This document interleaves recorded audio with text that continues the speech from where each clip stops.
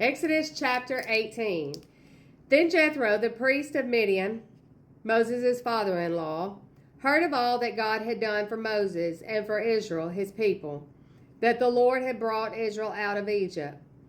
Then Jethro, Moses' father-in-law, took Zipporah, Moses' wife, after he had sent her back, with her 2 sons, of whom the name of one was Gershom.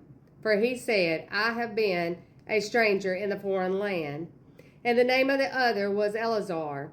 For he said, the God of my father was my help, and delivered me from the sword of Pharaoh.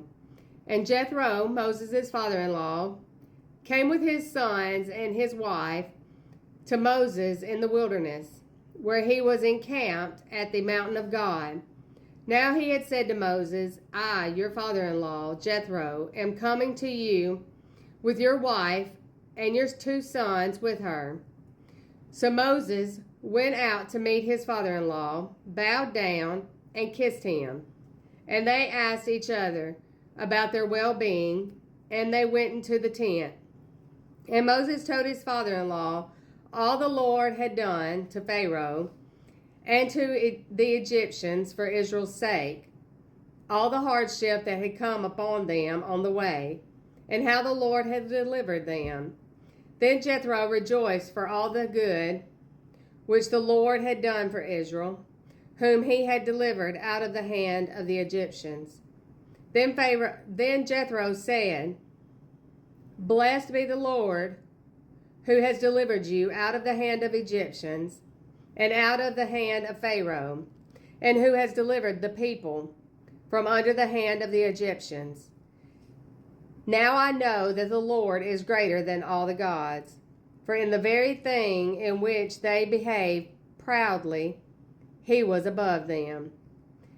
Then Jethro, Moses' father-in-law, took a burnt offering and other sacrifices to offer to God, and Aaron came with all the elders of Israel to eat bread with Moses' father-in-law before God. And so it was on the next day that Moses sat to judge the people, and the people stood before Moses from morning until evening. So when Moses' father-in-law saw all that he had did for the people, he said, What is this thing that you are doing for the people? Why do you alone sit, and all the people stand before you from morning until evening?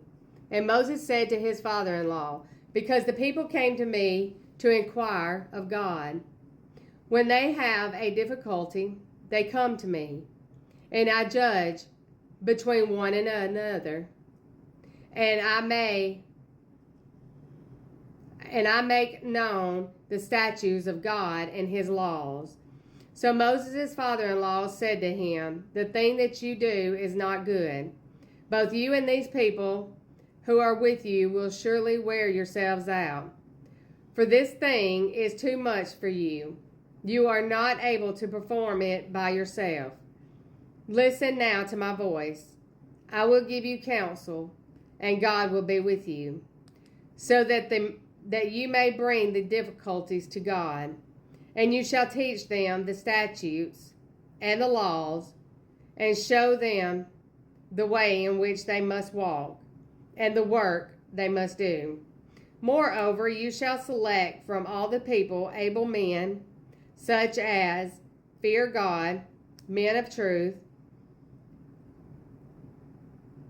hating covetousness, and place such over them to be rulers of thousands, rulers of hundreds, rulers of 50s, and rulers of 10s. And let them judge the people at all times. Then it will be that every great matter they shall bring to you, but every small matter they themselves shall judge. So it will be easier for you, for they will bear the burden with you. If you do this thing, and God so commands you, then you will be able to endure, and all this people will also go to their place in peace. So Moses heeded the voice of his father-in-law and did all that he had said. And Moses chose able men out of all Israel and made them heads over the people, rulers of thousands, rulers of hundreds, rulers of fifties, and rulers of tens. So they judged the people at all times. The hard cases they brought to Moses, but they judged every small case themselves. Then Moses let his father-in-law depart, and he went his way to his own land.